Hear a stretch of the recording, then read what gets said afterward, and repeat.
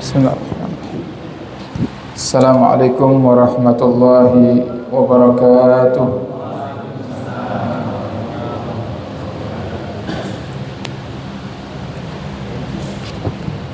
Alhamdulillah, wassalatu wassalamu ala sayyidina Rasulillah, sayyidina wa habibina wa syafi'ina wa qurrati a'yunina wa nuri qulubina maulana Muhammad miftahi babi rahmatillah adada ma fi ilmillah salatan wa salaman daimaini bi dawami mulkillah. Subhanaka la ilma lana illa ma 'allamtana innaka antal alimul hakim. Rabbi shrah li sadri wa yassir li amri wahlul 'uqdatam min lisani yafqahu qawli bi jahin nabi wa sahbi wal ali. Dusturukum ya ahlad darak, dusturukum ya ahlan nawbah, dusturukum ya ahlal hilya wal aqd, amma ba'd. Qala musannif rahimahullah wa nafa'ana bihi wa bi ulumihi fid dharain amin. كيف والكتاب والسنة طافحان بالترغيب فيه والحث عليه والعارفين بالله في القيام بالليل منازلة شريفة وأدواق لطيفة يجدونها في قلوبهم من نعيم القرب من الله ولذة الأنس به وطيب المناجاة والمحادثة مع الله حتى قال بعضهم إن كان أهل الجنة في مثل ما نحن فيه إنهم لفي عيش طيب. Alhamdulillah, kita bersyukur kepada Allah Subhanahu wa taala yang tidak ada satupun di antara hamba yang hidup di dunia ini kecuali mereka semuanya hidup dengan wasilah nikmat-nikmatnya Allah. Bahkan di dalam keadaan kita sedang tertimpa musibah pun kita tidak akan pernah terlepas daripada nikmatnya Allah Subhanahu wa taala. Ada orang diberikan musibah oleh Allah Subhanahu wa taala dengan kondisi ekonomi rumah tangganya yang kurang baik, tapi di sisi lain Allah berikan kepadanya nikmat sehat yang tidak dimiliki oleh mereka orang-orang yang dimudahkan rezekinya oleh Allah Subhanahu wa taala, tapi mereka dalam kondisi yang sedang sakit parah. Maka para hadirin, kewajiban bagi seorang hamba adalah mensyukuri nikmat. Karena di dalam Al-Qur'an Allah sendiri menyatakan bahwasanya orang-orang yang tidak mau bersyukur, mereka orang-orang yang jauh dari Allah Subhanahu wa taala, yang bahkan diancam oleh Allah dengan siksaan yang begitu pedih. Maka nikmat yang paling besar di atas nikmat yang besar adalah nikmat keimanan, yang tidak akan kaulah panjenengan sedaya saged hadir di Masjid Al-Tati Hidayah ini kecuali karena adanya nikmat iman dalam hati kaulah panjenengan sedaya. Maka mensyukuri nikmat iman lebih utama dan lebih wajib daripada nikmat-nikmat yang lainnya, sehingga kita berharap semoga dengan kita bersyukur atas segala nikmat yang telah Allah berikan kepada kita di malam hari ini, Allah Subhanahu wa taala ridha kepada kita dan Allah tambah terus nikmat-nikmatnya untuk kita, dan Allah hidupkan kita di dunia hingga nanti di akhirat dalam keadaan bahagia. Amin ya rabbal alamin. Ma'asyiral hadirin hadirat hafizakumullah, melanjutkan kajian di dalam kitab Risalatul Mu'awanah. Kita masih di dalam bab tentang qiyamul lail atau salat tahajud. Ada satu hadis Nabi yang menjelaskan tentang keutamaan salat tahajud, yaitu Nabi mengatakan yanzilullahu kulla lailatin ila samai dunya hina yabqa sulusul lailil akhir. Allah itu turun ke langit dunia ketika tersisa waktu malam itu di sepertiga akhirnya. Kemudian Allah Subhanahu wa taala berkata, hal min da'in adakah orang yang berdoa fa astajiba lahu, maka aku akan mengabulkan. Hal min mustaghfirin, adakah orang yang memohon ampun kepadaku, maka aku akan mengampuninya. Hal min sa'ilin fa'utiyahu, dan adakah orang yang meminta kepadaku, maka aku pasti akan memberinya. Wa hal min ta'ibin fa'atuba alaihi hatta yatlu al-fajr, dan adakah orang yang bertobat kepadaku, memohon dibukakan pintu tobat kepada Allah Subhanahu wa taala, maka kata Allah, aku akan menerima taubatnya. Dan semua seruan-seruan Allah itu, para hadirin, terus Allah serukan di setiap malam hingga datang waktu subuh. Maka Imam Haddad mengatakan, walau lam yarid fil hasi ala qiyamil lail ghairu hadzal hadis la kafa, seandainya tidak ada hadis lain yang menjelaskan tentang keutamaan menjalankan sholat tahajud, maka sungguh hadis yang satu ini tadi sudah cukup untuk memotivasi kaula panjenengan melakukan sholat tahajud. Kenapa? Wa kaifa wal kitab was sunnah, bagaimana tidak di dalam Al-Quran Allah Subhanahu wa ta'ala memerintahkan Nabi dan beserta umatnya untuk tahajud.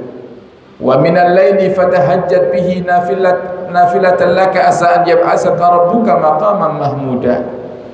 Kata Allah dalam Al-Quran, dan dari sebagian waktu malam tahajudlah kamu, maka niscaya Tuhanmu Allah Subhanahu wa ta'ala akan memberikan derajat yang mahmuda, derajat yang terpuji kepada kamu yang ahli tahajud.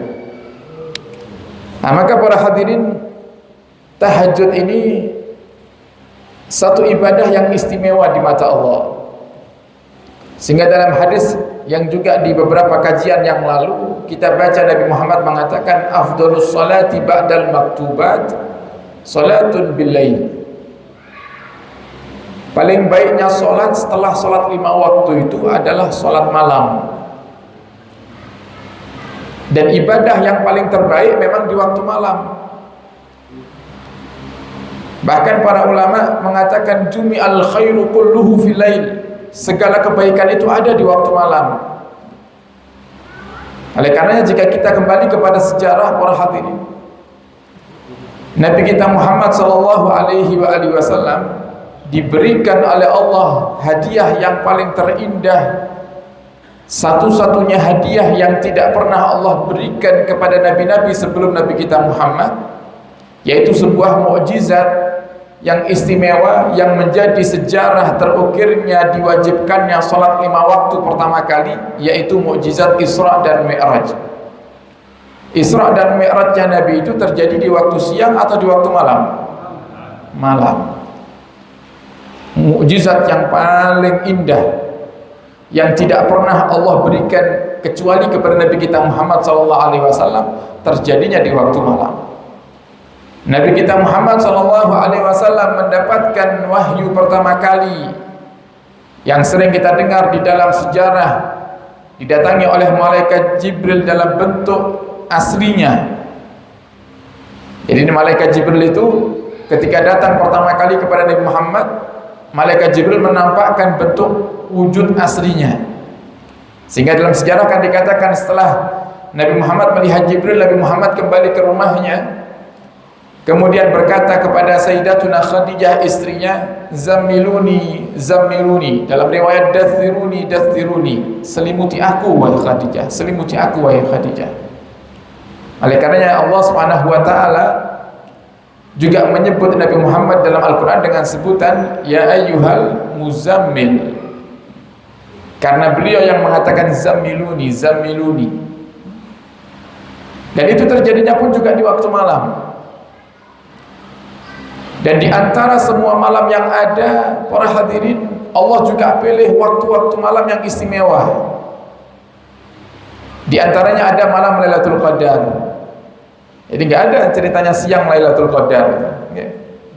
Siang Qadar nggak ada. Adanya Lailatul Qadar malam.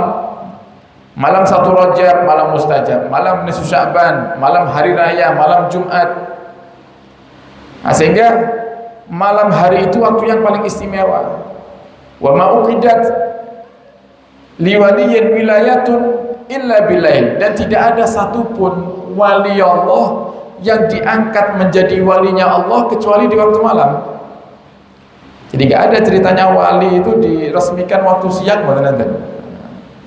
Padahal yang peresmian waktu siang ini pejabat negara. Kalau peresmian waktu malam itu wali. Kenapa? Karena waktu malam itu waktu yang paling Allah suka. Nah, sehingga di dalam Al-Quran sendiri Allah mengatakan wa minal laili, dan dari sebagian waktu malam tahajudlah kamu. Tahajudlah kamu. Nah, coba bisa kita bayangkan para hadirin, bagaimana tidak Allah mencintai orang yang ahli tahajud, sedangkan semua manusia lagi banyak-banyaknya yang terlelap di dalam tidur, kok kaulo panjenengan bangun nangis minta sama Allah. Sehingga kalau di mata Allah orang yang ahli tahajud itu Bapak Ibu seperti orang yang kalau mau pergi ke suatu acara yang harus ada tiketnya, dia itu yang punya tiket VVIP. Itu orang ahli tahajud. Makanya coba lihat, orang ahli tahajud itu Bapak Ibu, ciri-cirinya kalau dia punya keinginan, terkadang saking cintanya Allah kepada dia punya keinginan, belum dia minta kepada Allah, dia belum ngangkat tangan nih kepada Allah, baru terlintas di hatinya, ya Allah saya pengen ini, baru terlintas kok lo pengen niki, itu langsung Allah ijabahi. Itu enaknya orang yang ahli tahajud. Makanya ciri-ciri orang ahli tahajud itu Bapak Ibu, dipandang wajahnya enak, dipermudah segala urusan, baik urusan dunianya ataupun urusan akhiratnya. Dan ini apa yang dikatakan ulama tentang faedah dan keutamaan bagi mereka orang-orang yang ahli tahajud ini, semuanya ada dalilnya, bukan hanya sekedar satu himbauan dari ulama atau satu pendapat dari ulama, bukan. Allah Subhanahu wa taala mengatakan dalam hadis qudsi, ma taqarraba abdi, tidaklah hambaku itu mendekat kepadaku setelah dia mengerjakan daripada kewajiban bin nawafili, dengan menambahnya dengan sunnah-sunnah, hatta uhibbah, sampai aku cinta kepadanya. Jadi maksudnya Allah napa? Tidaklah hambaku yang mereka bukan hanya mencukupkan diri dengan ibadah yang wajib, tapi mereka tambah dengan ibadah yang sunnah, pasti aku cinta kepadanya. Wa idza ahbabtuhu, kata Allah, dan jika aku sudah cinta kepada hamba itu, kuntu sam'ahu alladhi yasma'u bih, aku akan menjadi pendengarannya. Wa basarahu alladhi yubsiru bih, dan aku akan menjadi penglihatan matanya. Dan aku akan menjadi daripada gerakan-gerakan tangannya. Yang para ulama menjelaskan maksudnya apa? Maksudnya Allah akan menjaga tubuh mereka, orang-orang yang dicintai oleh Allah Subhanahu wa taala, baik dari penyakit zahir ataupun dari kemaksiatan. Sehingga ditambah lagi oleh para ulama, termasuk orang yang ahli tahajud itu biasanya diberikan kesehatan dan panjang umur oleh Allah Subhanahu wa taala. Kemudian para hadirin, tidak cukup di situ, Allah Subhanahu wa taala memanggil malaikat Jibril, ya Jibril, inni uhibbu fulanan, sungguhnya aku cinta kepada fulan, aku cinta kepada orang yang namanya ini. Kemudian Allah berkata, fa'ahibbah, maka cintai dia wahai Jibril. Karena aku cinta dia, kamu harus cinta dia wahai Jibril. Wanadi, dan serukan di seluruh malaikat yang ada bahwasanya aku mencintai hambaku ini. Sehingga malaikat Jibril menyeru, mengangkat suaranya di hadapan seluruh malaikat dan mengatakan, wahai malaikat-malaikat Allah, Allah Subhanahu wa taala mencintai hamba ini, dan Allah perintahkan kalian semuanya untuk cinta kepadanya. Dan malaikat-malaikat tadi, para hadirin yang sudah mendengarkan seruan malaikat Jibril, mereka diperintahkan oleh Allah Subhanahu wa taala untuk menanamkan cinta kepada setiap manusia yang melihat hamba tadi. Nah, sehingga orang yang ahli tahajud itu Bapak Ibu dicintai.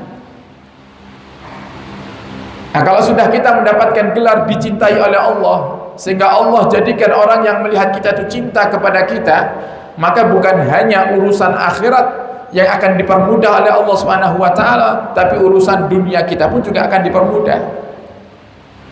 Nah, coba misal mungkin ada di antara panjenengan yang hadir, panjenengan punya usaha berdagang misalnya. Nah, biasanya orang berdagang itu kan menawarkan barang dagangannya. Ada kalanya para hadirin, kalau dikembalikan kepada kita di saat ada orang menawarkan barang kepada kita yang kita nggak kenal dengan kita, yang kita nggak kenal dengan dia, kadang kita itu muncul perasaan, ini orang jujur nggak ya? Kalau saya berbisnis dengan dia, kira-kira bisnis saya ini aman nggak ya? Tapi jika kaulah panjenengan orang yang ahli tahajud, maka pikiran-pikiran negatif seperti itu nggak akan pernah muncul dari lawan bisnis kita. Nah, sehingga dipermudah segala urusan. Oleh karenanya para ulama selalu menghimbau kita untuk menjalankan salat tahajud. Memang berat para hadirin, berat, salat tahajud itu berat. Kalau diibaratkan, coba kemarin kita contohkan ya Pak Ibu, seperti halnya pom bensin. Panjenengan biasanya lagi ngisi bensin motornya itu damel bensin sing mereknya apa biasanya? Pertalite ya? Nyapa kok buatan pertama turbo? Larang, kira kan? Larang. Tapi coba lihat orang yang ahli tahajud itu kalau diibaratkan bensin para hadirin seperti pertama turbo. Kenapa seperti itu? Pertama turbo itu di mana-mana, nggak ada ceritanya pertama turbo itu ngantri. Gitu kan? Enten, teng Tulungagung pertama turbo ngantri. Malah jarang sekali, pertama aja jarang ngantri, apalagi pertama turbo. Nah sekarang para hadirin kita bayangkan kalau kita lagi berdoa sama Allah di waktu siang ini, orang semuanya pada bangun. Kita berdoa kepada Allah di waktu pagi, semua orang lagi bangun, sehingga yang berdoa di saat itu pun juga banyak. Nggak usah jauh-jauh, perkiraannya sudah di perumahan ini aja. Perumahan apa nih? Perumahan Tunggul Sari Indah. Habis zuhur semua orang Tunggul Sari Indah ini sholat. Setelah sholat mereka berdoa. Berarti yang minta kepada Allah di waktu setelah zuhur itu berapa banyak? Ya sebanyak orang yang sholat. Gitu kan? Tapi coba kalau waktu tahajud, kira-kira satu perumahan Tunggul Sari Indah ini bangun tahajud gak kira-kira? Coba Allah melihat tuh, Allah melihat dengan pandangan mata rahmatnya ke perumahan Tunggul Sari Indah, ternyata ada segelintir 1, 2, 3 orang yang di waktu malam nangis minta kepada Allah Subhanahu wa taala. Bagaimana Allah tidak mengijabahi doanya? Dari sekian banyaknya hamba Allah yang tinggal di perumahan ini, kita sendirian yang bangun. Segelintir orang yang bangun meminta kepada Allah, sehingga Allah Subhanahu wa taala langsung menawarkan diri. Adakah yang mau minta kepadaku, aku kabulkan pasti. Tapi di waktu malam, sepertiga malam terakhir, itu malam yang paling istimewa. Nah, kapan itu sepertiga malam terakhir?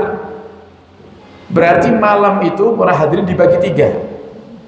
Waktu malam itu kan mulai maghrib ini, maghrib sampai adzan subuh, itu waktu malam. Nah, panjenengan bagi 3 itu. Nah, kalau misal anggaplah maghrib itu jam 6, 7, 8, 9, 10, 11, 12, 1, 2, 3, 4 ya. 10 jam waktu malam. Jenengan bagi 3 gitu.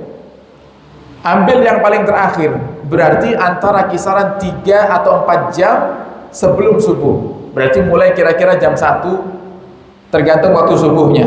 Kalau subuhnya semakin awal berarti semakin mundur sulusul lail akhirnya. Nah, di antara jam 12 atau jam 1 sampai subuh itu adalah waktu yang paling mustajab, waktu yang paling Allah suka ketika lihat kaulah panjenengan ibadah kepadanya. Tapi para hadirin, itu juga waktu yang paling susah untuk kita bangun. You know what? Paling ngantuk-ngantuknya kita untuk bangun. Paling dingin-dinginnya cuaca untuk kita bangun. You know what? Napa malih di beberapa waktu terakhir ini ada katanya apa? Lagi dingin gitu apa? Bediding. Ya tambah apa tahajud kan gitu, mau napa niku wudu tambah berat. Tapi para hadirin, semakin berat suatu ibadah itu semakin besar pahalanya.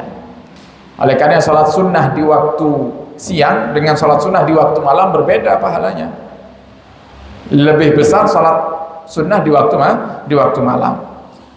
Kemudian para ulama mengatakan, wa qala akhar, sebagian ulama mengatakan ahlul lail fi lailihim aladzu min ahlil lahwi fi lahwihim. Orang-orang yang hobinya bangun di waktu malam dan mereka sudah merasakan lezatnya waktu malam itu, mereka akan tenggelam di dalam kelezatan tersebut seperti tenggelamnya orang-orang yang sedang lalai dengan kelalaiannya. Misal ada orang hobinya, para hadirin, napa misalnya main gitar.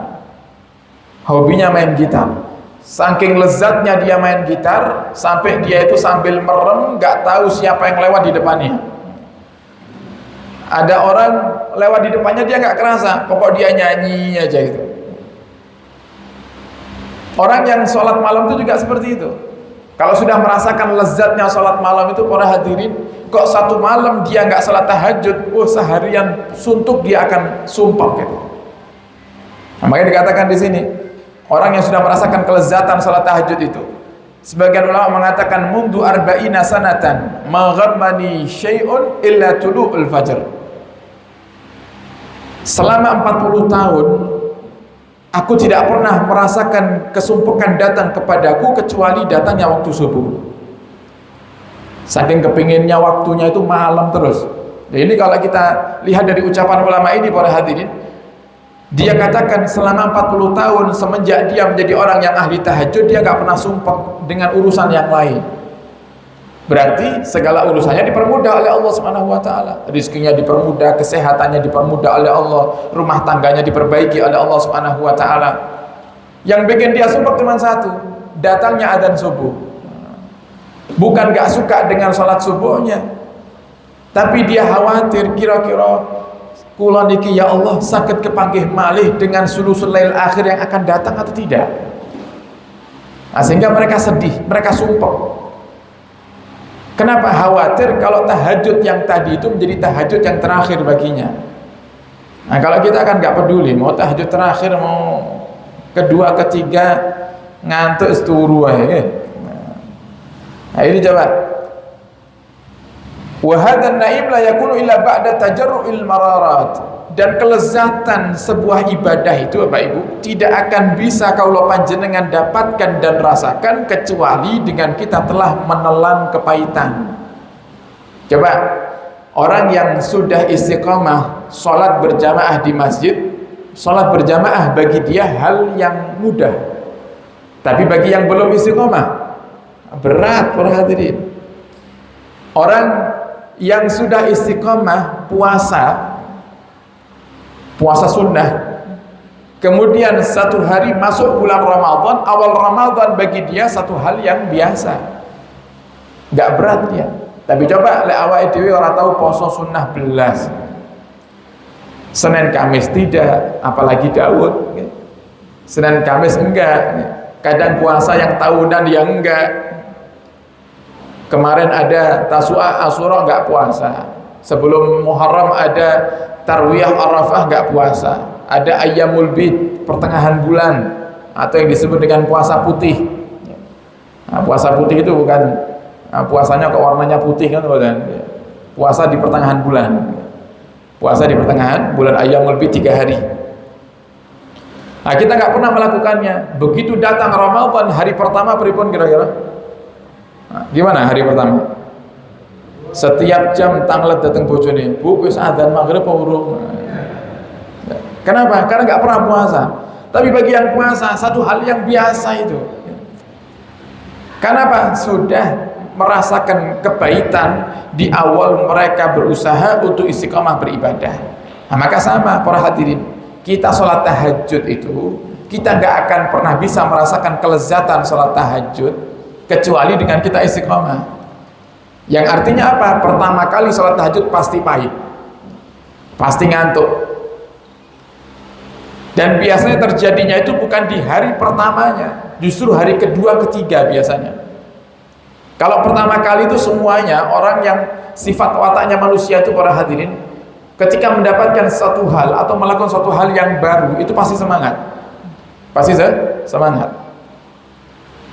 Panjenengan punya HP baru. Coba kira-kira gimana kalau HP-nya baru? Setiap habis pakai dikunci, dilap. You know, karena HP-nya baru. Karena apa? Pertama, coba kalau sudah seminggu HP-nya, sebulan, lukur beset ben-bene. Dalam ibadah pun kadang ngoten. Kalau kita habis ngaji seperti ini, kita mendapatkan ilmu baru, kemudian semangat yang baru. Kok nanti pulang dari majelis ini para hadirin panjenengan pun niat niku. Nanti malam mau tahajud, biasanya awal tahajud niku semangatnya luar biasa. Biasanya niku. Alhamdulillah saya bisa bangun tahajud. Nah di saat itu juga setan itu para hadirin gak mau kita istiqomah. Akhirnya apa? Setan bisikkan ke kita. Apa yang dibisikkan setan? Setan gak bisikkan, wis Pak, Bu, tilem mawon. Bukan. Setan gak akan bisikkan itu karena kita sudah bangun. Apa yang setan bisikkan? Pumpung tahajud, sing akeh tahajude. Ojo namung 2 rakaat. Mumpung ini seumur hidup baru kali ini kamu bangun tahajud ini.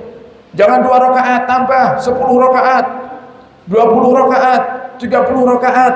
Tasik kuat terus, Pak. Terus gitu setan itu. Tujuannya setan apa? Ingat, setan itu tidak ada satupun setan itu yang bertujuan ingin menjadikan hamba Allah itu baik, nggak ada. Jadi nggak usah percaya kalau ditipu sama setan, nggak usah percaya. Makanya kita harus tahu itu tipu daya setan. Karena tipu daya setan itu lemah. Nah seperti ini saya cerita gini, ini setannya pegel kabeh nih. Waduh, ini apa namanya? Jurus andalan kula ini dibocorne ini. Kenapa? Allah sudah katakan dalam Al-Qur'an, inna kaidas syaitani kana dhaifa. Sungguhnya tipu daya setan itu lemah. Kalau kita tertipu dengan setan berarti kita lebih lemah gitu. Nah, tujuan setan membisikkan untuk kita terus menambah sholat itu tujuannya supaya nanti mulai hari kedua, ketiga, keempat dan seterusnya ada perasaan mulai meremehkan di hati kita. Sehingga di hari kedua kita bangun tahajud, nah di saat itu setan mulai beraksi. Setan bisikkan ke kita ketika kita baru buka mata. Setan bisikkan ke hati kita, sudah Pak, jenengan kata ani kok ngantuk nih. Napa malih mau dalu majlisan sampai dalu pun dalu niki tahajudnya prairiyin. Cek wingi sampun 20 rakaat jenengan kerjakan niku cukup kagem sak minggu. Nah, coba lihat. Itu caranya setan itu. Dan sering terjadi. Akhirnya apa? Akhirnya kita nggak istiqomah. Nah, karena setan tuh nggak mau melihat kita istiqomah, Bapak Ibu, nggak mau. Kenapa? Karena orang yang wafat dalam keadaan husnul khatimah itu, Bapak Ibu, mereka akan mudah untuk wafat dalam keadaan husnul khatimah kalau mereka punya ibadah yang mereka istiqomahi. Orang yang ahli sodakoh akan wafat dalam keadaan bersodakoh. Orang yang ahli ilmu, yang suka belajar, suka mengajar, dia akan wafat dalam keadaan belajar dan mengajar. Yang ahli sholat akan wafat dalam keadaan sholat. Kata Imam Haddad di dalam kitabnya An-Nasaihud Diniyah wal Wasaya Limaniyah, beliau katakan, kalau kamu punya cita-cita ingin diwafatkan oleh Allah dalam keadaan tertentu, maka lazimi keadaan itu. Lek kaulah panjenengan gadah cita-cita kepingin mati dalam keadaan sujud, berarti perbanyak sujud. Kalau kita kepingin mati dalam keadaan baca Al-Quran, maka perbanyak baca Al-Quran. Kita kepingin mati dalam keadaan i'tikaf di masjid, perbanyak i'tikaf di masjid. Kenapa? Karena Nabi SAW beliau mengatakan dalam hadisnya, mata sakhsu ala ma'asya alih. Manusia itu mati menurut kebiasaannya. Kalau kebiasaannya baik, dia akan mati dalam keadaan baik. Tapi kalau kebiasaannya buruk, dia akan mati dalam keadaan yang buruk. Nah, kalau dia orang yang hobinya ngaji, bisa jadi nanti di akhir hayatnya dia mati dalam keadaan ngaji. Oh, kalau sudah kita wafat dalam keadaan ngaji, para hadirin, itu luar biasa. Syekhuna Hasyim Asy'ari dalam kitabnya Adabul Alim Al-Muta'allim, beliau juga menyebutkan satu hadis dan juga disebutkan oleh para ulama lain dalam kitab-kitab mereka. Nabi SAW mengatakan, man mata wa huwa yatlubul ilma, siapa orang yang wafat dalam keadaan dia sedang belajar ilmu, maka derajatnya dengan para nabi itu hanya terpaut 1 derajat. Jadi dia ada di bawahnya para nabi, para hadirin. Berarti derajatnya dia sudah seperti wali yang tingkatnya paling tinggi. Wali yang tingkatnya paling tinggi, yaitu wali yang sudah sampai di maqam siddiqin. Sebagaimana Allah sebut dalam Al-Qur'an, maqam siddiqin, wali yang paling tertinggi. Siapa mereka? Orang-orang yang wafat di majelis ilmu.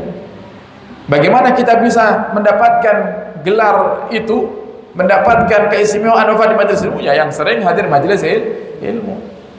Nah, makanya para hadirin, kalau kita sudah sering melakukan suatu ibadah, berarti kan kita dinyatakan hamba yang istiqomah. Nah, setan gak suka. Kenapa? Karena setan khawatir kalau sampai nanti kita matinya husnul khatimah. Makanya setan itu paling sedih kalau ada seorang hamba yang istiqomah melakukan kebaikan. Oleh karenanya Nabi selalu memerintahkan kepada kita, kalau kita mau mulai kebaikan itu apa Ibu? Gak usah muluk-muluk atau muluk-muluk ya. Ini muluk-muluk bahasa Surabaya ya. Nah, jangan terlalu berlebihan ya. Kata Nabi SAW, afdhul a'mal itu, paling baiknya amal itu adalah adwamuha, bukan aksaruha. Adwamuha itu apa? Yang paling istiqomah. Paling baiknya amal itu yang paling istiqomah. Wa in qalla, sudah Nabi katakan bukan aksaruha, bukan yang paling banyak, tapi yang paling istiqomah. Diperjelas lagi oleh Nabi dengan bahasa wa in qalla, walaupun sedikit.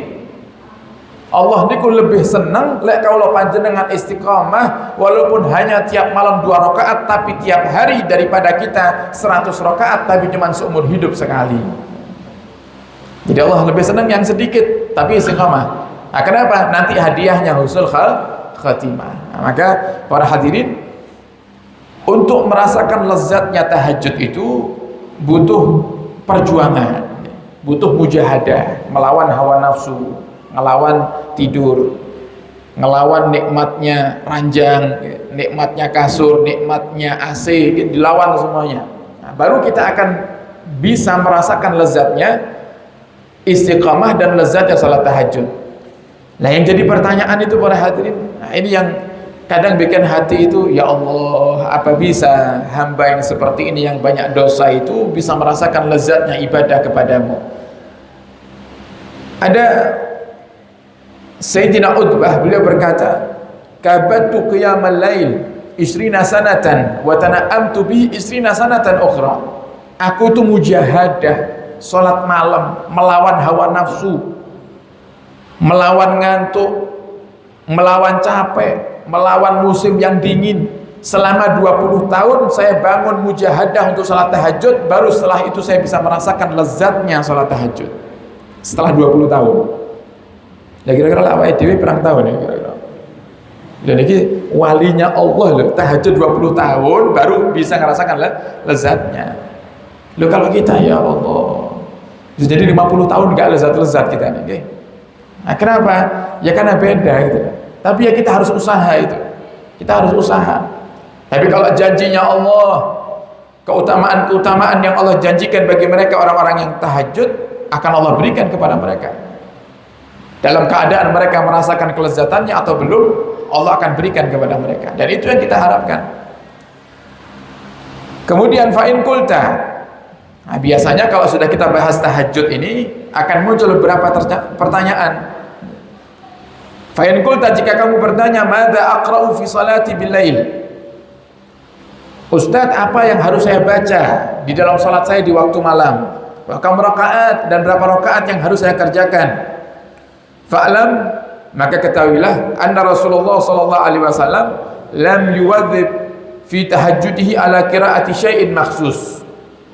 Di dalam sejarah Nabi Muhammad itu tidak menekankan di dalam tahajud itu harus baca surat ini, harus baca surat ini, enggak ada.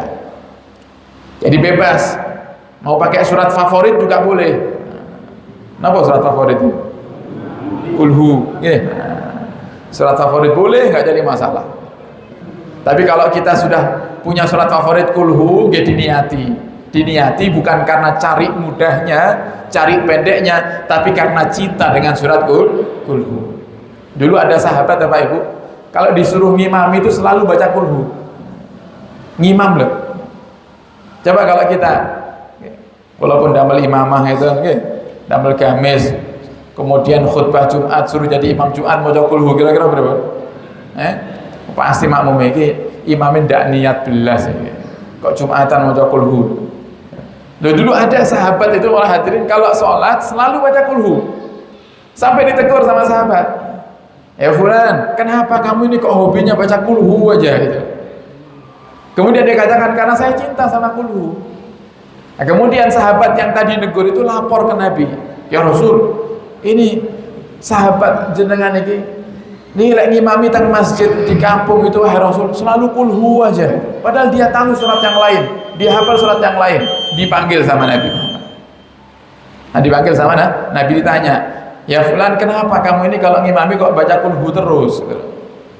Nanti bahkan seandainya dia baca surat pendek, misal dia baca Alhaakumut Takatsur, sebelum rukuk dia tutup dengan kulhu lagi. Jadi dua surat pendek dia baca gitu. Pokoknya hobinya kulhu, sholat kudu kulhu pokoknya. Ini sahabat ini. Akhirnya Nabi tanya, kenapa kamu baca kulhu terus? Kemudian sahabat itu menjawab, karena saya cinta sama kulhu Allahu Ahad ini. Saya cinta dengan surat Al-Ikhlas, ya Rasulullah. Kemudian apa jawabnya Nabi Muhammad? Karena kamu cinta sama surat Al-Ikhlas, nanti Al-Ikhlas yang akan datang menjadi penolongmu di akhirat. Jadi boleh pakai surat favorit boleh, tapi jangan karena pendeknya. Nah, tapi karena apa? Karena cinta kepada surat kulhu. Jadi memang tidak ada bacaan surat yang khusus yang dijelaskan oleh Nabi Muhammad ini di dalam kitab Risalatul Ma'awanah ya, untuk kita baca di waktu tahajud. Kemudian wa minal hasani an tattabi al-Qur'an fataqra'ahu syai'an fasai'an. Tapi alangkah baiknya kata Imam Haddad kalau kamu itu tahajud baca Quran dari awal sedikit demi sedikit. Berarti pripun? Lho lek sing mboten hafal Quran pripun Ustaz? Pegang Qurannya. Pegang Qurannya. Jadi sholat pegang Quran boleh orang hadirin. Nah, cuman saya sarankan Qurannya jangan HP gitu. Quran jangan HP. Karena apa? Sebenarnya nggak jadi masalah juga. Kan yang dipermasalahkan itu para hadirin, kalau kita bergeraknya nanti 3 kali berturut-turut. Nah, itu yang nggak boleh gitu. Nah, kan ada beberapa waktu yang lalu ya, ada viral seorang imam baca Quran pakai HP gitu. Menunjukkan pakai HP. Nah, akhirnya apa? Walaupun yang dibaca Quran dan itu aman artinya, tapi para hadirin menjadi bahan suudzonnya orang. Orang yang awam, apa malih netizen zaman sekarang, gitu kan? Lek ngomongin ceplas-ceplos, tidak dipikir dhisik. Nah, akhirnya ada yang komen, iki imam modul apa ya? Imam kok HP-an, nah, gitu. Nah, jadi kalau bisa, kalau mau baca Quran, beli Quran supaya nggak terlalu berat. Para hadirin beli Quran yang juz-juzan itu. Ada yang juz-juzan 1 juzan, nanti ada yang 5 juz itu per 5 juz. Nah, itu enak bawanya. Nanti baca. Kalau memang kita harus bergerak, para hadirin dijeda geraknya. Karena gerak 3 kali itu membatalkan sholat kalau berturut-turut. Tapi kalau nggak berturut-turut nggak masalah. Nah, makanya kan muncul biasanya pertanyaan, Ustadz, lagi sholat boleh nggak garuk-garuk? Boleh nggak garuk-garuk? Nah, maka para hadirin dilihat dulu yang bergerak itu anggota tubuh yang besar atau anggota tubuh yang kecil. Kalau yang bergerak anggota tubuh yang besar, maka jika gerakannya sampai 3 kali berturut-turut batal salatnya. Tapi kalau yang bergerak anggota tubuh yang kecil, berapapun dia bergerak nggak masalah. Sebagai contoh, saya sholat di pipi saya gatal, di pipi saya gatal. Kemudian kan tangan saya lagi seperti ini, gatal, mau saya garuk, gimana caranya supaya nggak batal garuknya? Nah, gerak, kita gerakkan. Nah, ini sudah gerak anggota tubuh yang besar. Ini gerak. Nah, gerak seperti ini. Nah, jari jemari kita itu anggota tubuh kecil. Jadi kalau saya garuk seperti ini, berkali-kali 50 kali pun gak akan batal salat saya. Karena yang gerak jari saya. Tapi kalau gerak saya seperti ini, nah, ini sak sikut-sikute, sak lengan-lengane kabeh gerak, batal salat saya kalau 3 kali berturut-turut. Paham ya Bapak Ibu? Nah, niku saged jenengan praktekkan ketika panjenengan pegang Al-Qur'an. Jadi membalik, boleh membalik. Boleh. Kalau bisa para hadirin supaya lebih mudah, nggak pakai membalik, panjenengan kalau membaca itu di halaman yang kanan dan yang kiri. Rakaat pertama halaman kanan, rakaat kedua halaman kiri. Jadi nggak perlu balik. Nanti ketika mau sholat di 2 rakaat selanjutnya sebelum takbiratul ihram, disiapkan dulu mana yang mau dibaca, kemudian dipegang. Allahu Akbar, dipegang Al-Qur'annya. Ketika selesai waladhdallin amin, tinggal diangkat Al-Qur'annya gitu. Dipegang gini Al-Qur'annya. Tinggal diangkat gini Al-Qur'annya. Nah, jadi nggak pakai membalik, nggak repot, sehingga nggak banyak bergerak. Nah, ini para hadirin kata Imam Haddad, wa minal hasani, lebih baik lagi kalau kaulah panjenengan setiap tahajud itu baca Quran di setiap sholat, mulai dari surat Fatihah, Al-Baqarah sampai khatam. Kenapa? Karena pahala menghatamkan Al-Quran di waktu sholat itu lebih besar daripada kita menghatamkannya di luar sholat. Jadi pahala Quran itu para hadirin bermacam-macam. Lek kaulah panjenengan bacanya tanpa wudu dapat pahala, tapi nggak banyak pahalanya. Oh, boleh nggak baca Quran tanpa wudu? Boleh nggak? Boleh nggak baca Quran tanpa wudu? Hah? Boleh, dengan syarat nggak megang Quran. Paham nggak? Lek jenengan megang Qurannya nggak boleh, harus pakai wudu. Dan jenengan kira-kira lek yasinan tahlilan wudu dhisik napa mboten? Kadang saking uji telate iki wis lali ora wudu budal. Ketika di majelis yasinan kan baca ya Yasin. Nah, Yasin itu kan Al-Qur'an. Dengan baca tanpa wudu boleh. Yang enggak boleh itu kalau kita megang Qur'annya tanpa wudu, itu enggak boleh. Kemudian para hadirin, lebih besar lagi pahalanya jika kita baca Al-Qur'an pakai wudu. Baca Qur'an pakai wudu. Lebih besar lagi baca Quran pakai wudu plus pegang Quran. Plus pegang Quran. Ngelihat Quran. Jadi walaupun mungkin panjenengan mau baca Yasin, panjenengan hafal Yasin, tapi kalau kepingin pahalanya lebih gede, pegang Qurannya. Karena megang Quran itu para hadirin ada pahala tersendiri. Nah, lebih besar lagi kalau membacanya di waktu sholat. Nah, jadi kata Imam Haddad memang tidak ada penjelasan khusus dari Nabi terkait surat apa yang harus kita baca.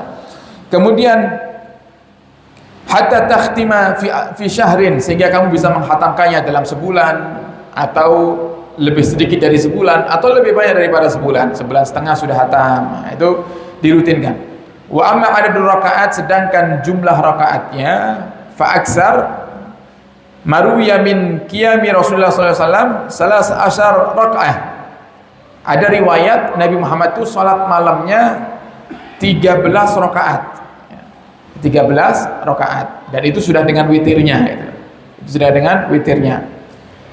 Wa waradal iktisar, dan juga ada penjelasan ketika dalam keadaan terdesak tertentu Nabi Muhammad salat 9 dengan witir. Kemudian Nabi juga sholat 7. Dan yang paling banyak riwayatnya adalah Nabi Muhammad itu istiqamah sholat 11 rakaat. Istiqamah sholat 11 rakaat. Nah, sebagian riwayat mengatakan itu 11 rakaat adalah witirnya saja. Karena witir itu Bapak Ibu paling banyaknya 11 rakaat. Paling sedikitnya satu rakaat. Minimal baiknya 3 rakaat. Minimal dianggap cukup itu 3 rakaat. Makanya di bulan Ramadan biasanya masjid-masjid kalau tarawih witirnya berapa rakaat? 3 rakaat. Itu bukan paling banyak itu. Itu kalau bahasanya ulama itu aqallul kamal. Paling sedikitnya sempurna ya 3, jangan 1. Karena kalau 1 itu kebacut. Gitu kan? Orang sholat sak rakaat itu saking malesnya itu. Akhirnya pakai 3. Loh, kalau seandainya Ramadan tahun yang akan datang Masjid Al-Tati Hidayah sholat tarawihnya misalnya witirnya 11 rakaat, boleh nggak? Boleh gitu. Boleh, malah bagus itu. Tapi ini perlu kita hadirkan supaya apa? Supaya kok mbok menawa kok wonten musola masjid yang ternyata nanti suatu hari dia tarawihnya 20 rakaat, witirnya 11 rakaat, supaya kita itu nggak kaget. Kagetnya gimana? Khawatir kita itu nanti aliran sesat ini. Biasanya 3 rakaat kok 11 rakaat. Nah, itu loh yang dikhawatirkan itu. Yang benar malah disesatkan. Nah, jadi untuk ilmu saja, untuk ilmu, tambahan ilmu. Jadi para hadirin diusahakan kalau sudah sholat tahajud Kalau kita masih pemula ya sudah 2 rakaat dulu, nggak jadi masalah. Bahkan ulama itu ngajari kalau kita masih berat sekali untuk bangun sholat tahajud, ya sudah diawali dengan buka mata saja dulu. Jam 3 pasang alarmnya melek, ya, melek. Ngapain melek itu? Minta sama Allah. Kok kira ini ngantuk teman para hadirin, ya sudah minta yang singkat aja. Astaghfirullahaladzim. Itu kan minta ampunan kepada Allah. Tuh baca doa Rabbana atina fid dunya hasanah wa fil akhirati hasanah wa qina adzabannar. Blok tidur lagi. Ini permulaan. Nanti sudah berjalan seperti itu istiqomah seminggu, 2 minggu, para hadirin tambah lagi. Sambil duduk, doanya yang tadi sambil rebahan, cuman melek mata kanan aja. Nah, nanti kalau sudah meningkat sambil duduk, diangkat tangannya walaupun di atas ranjang, minta. Sungguh-sungguh mintanya pun yang sempurna, diawali dengan bismillah, hamdalah, sholawat, kemudian minta hajat akhirat, minta hajat dunia, kemudian alhamdulillah rabbil alamin, tidur lagi, boleh. Latihan. Sudah berjalan 2 minggu, ambil wudu, sholat 2 rakaat, berdoa, istirahat lagi, gak jadi masalah. Yang penting jangan sampai kaulah panjenengan selesai tahajud kemudian kok istirahat, lah kemudian gak bangun subuh. Ini sing keblinger ini. Tahajud semangat, subuh gak bangun. Tahajud itu sunnah, subuh wajib. Nah, jadi jangan sampai keblinger. Dan itu sunnah sebenarnya. Nabi Muhammad itu kalau habis tahajudan Bapak Ibu rebahan. Nabi itu kalau habis tahajud, habis salat tahajud selesai semuanya, Nabi itu rebahan, berbaring. Jadi sunnah itu gak jadi masalah. Nah, cuman yang penting syaratnya gak bablas saja. Gak bablas saja. Jadi kita berharap kepada Allah, semoga Allah jadikan kita semuanya ahli tahajud. Tanamkan niat yang kuat ya Pak Ibu. Tanamkan dalam hati niat yang kuat. Kalau niatnya kuat, insya Allah dipermudah sama Allah. Sebenarnya sudah terbukti nih Bu, sudah terbukti. Coba jenengan lek Ramadan, ibu-ibu Ramadan, jam 3 bangun gak? Bangun. Kadang gak pakai alarm bangun. Gitu Ramadan. Walaupun masjid gak bersuara sahur, ibu-ibu bangun dengan sendirinya. Kadang 2:30 kaget melek, jam 2 kaget melek. Kenapa? Khawatir tidur mikiri urung masak sego. Akhirnya apa? Mudah bangunnya. Tapi kalau nggak niat susah, perhatian, susah kalau nggak niat. Kita masang alarm 10 pun nggak akan bangun. Gitu kan? Nah, jadi ayo kita sama-sama kita belajar di malam hari ini. Bukan saya kok ngajari panjenengan, tapi kita niat bersama-sama. Ayo kita menjadi hamba-hamba Allah yang ahli tahajud. Nah, kita berharap kepada Allah Subhanahu wa taala semoga dengan berkahnya kita berkumpul di malam hari ini, Allah berikan hidayah kepada kita, hidayah untuk keluarga kita, sehingga kita semuanya dijadikan ahli salat, kita dijadikan ahli tahajud, kita dijadikan ahli qiyamul lail, dan semoga Allah Subhanahu wa taala memudahkan segala urusan ibadah kita dan urusan dunia kita. Yang sedang sakit diberikan kesembuhan oleh Allah Subhanahu wa taala, dan Allah panjangkan umur kaula panjenengan sedaya dalam ketaatan serta sehat wal afiah, dan Allah kabulkan hajat kita, hajat dunia, hajat akhirat, dan semoga Allah Subhanahu wa taala memudahkan hajat-hajat kita, Allah mudahkan rezeki kita, Allah berikan kepada kita rezeki yang halal, banyak barakah, dan Allah jauhkan kita dari yang haram, Allah cukupkan kita dengan yang halal, dan semoga Allah Subhanahu wa taala takdirkan kita semuanya bisa segera ziarah Mekah dan Madinah, menjalankan ibadah haji dan umrah dan ziarah Nabi Muhammad sallallahu alaihi wasallam, dan Allah panjangkan umur dan Allah wafatkan kita kelak di akhir hayat dalam keadaan husnul khatimah. Ala hadhihi niyyah wa ala kulli niyatin salihah bi jahin nabi wa nabi ila hadratin nabi sallallahu alaihi wasallam bi sirril Fatihah.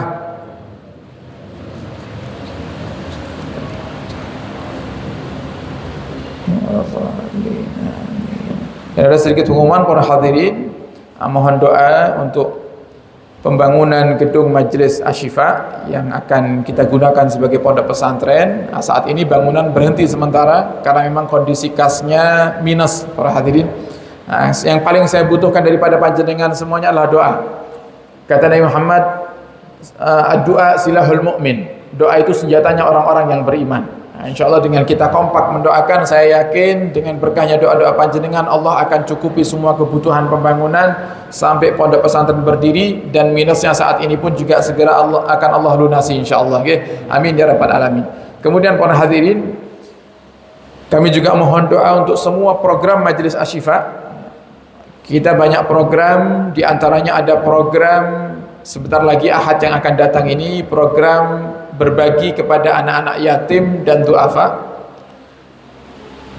Itu pun dengan nominal yang kalau sudah mencapai target baru kita akan menghadirkan anak yatim, tapi kalau ternyata targetnya tidak sampai, para hadirin mungkin akan kita antarkan. Nah, sehingga mohon doa dari panjenengan, seandainya pun dihadirkan, harapan kami agar tempat yang diinjak oleh anak yatim itu menjadi tempat yang terbaik. Karena Nabi Muhammad mengatakan khairul buyut, sebaik-baiknya tempat atau rumah itu adalah rumah yang di dalamnya ada anak yatim yang kita berbuat baik kepadanya. Nah, sehingga kami berharap keberkahan daripada kehadiran anak yatim di Majelis Asyifa yang ada di Jeli itu bisa menambah daripada ridhonya Allah untuk gedung tersebut, sehingga Allah permudah segala urusannya. Nah, mohon didoakan semoga program untuk membahagiakan anak yatim di bulan Muharram ini bisa sempurna dan benar-benar bisa membahagiakan anak yatim dan duafa.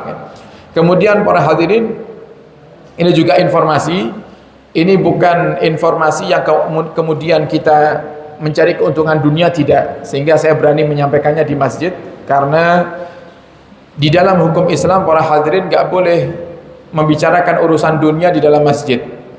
Nggak boleh membicarakan urusan dunia dalam masjid. Kok bapak ibu lagi di masjid, kok ada yang telepon membahas tentang pekerjaan, usahakan keluar terlebih dahulu. Nah, supaya diberkahi pekerjaannya. Karena Nabi mengatakan di dalam hadisnya, siapa orang yang berjualan di masjid, maka aku berdoa semoga jualannya nggak pernah untung. Bukan Nabi jahat, tapi Nabi ingin mengajarkan kita untuk disiplin. Nah, jadi ada program para hadirin yang mungkin ini program tahunan yang sering kita sampaikan, yaitu program umroh bersama Asyifa, umroh bersama kami.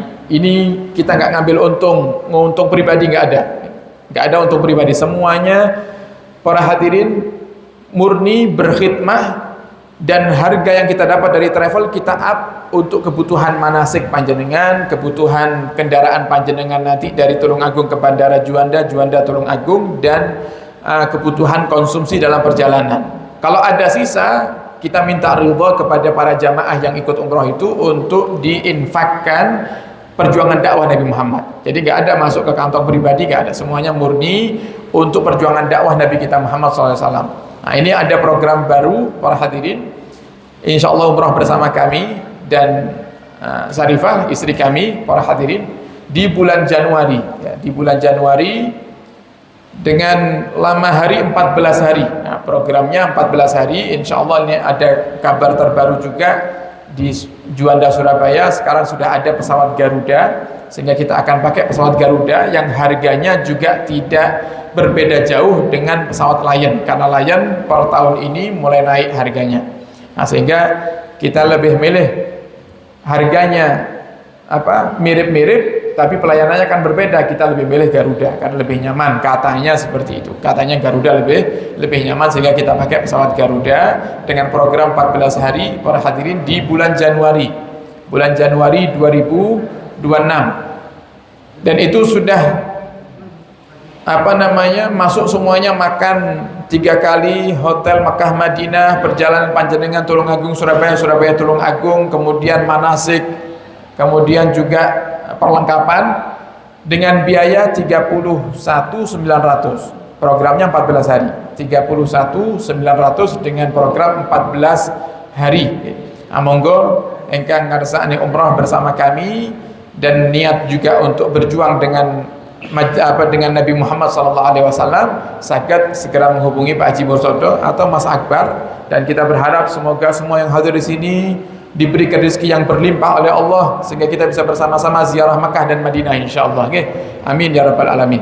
Nah, mungkin yang bisa kami sampaikan para hadirin, kurang lebihnya mohon maaf dan mohon doa selalu. Wabillahi taufiq hidayah. Assalamualaikum warahmatullahi wabarakatuh.